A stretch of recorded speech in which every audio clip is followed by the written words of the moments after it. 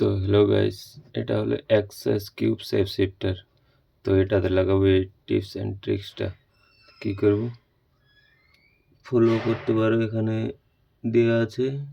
প্রথমেরটা এর এদিকে, তারপরেরটা বাম দিকেরটা উপরে, তারপরেরটা উপরেরটা এদিকে, তারপরেরটা ডান দিকেরটা উপরে। তো কি করব আমি করছি।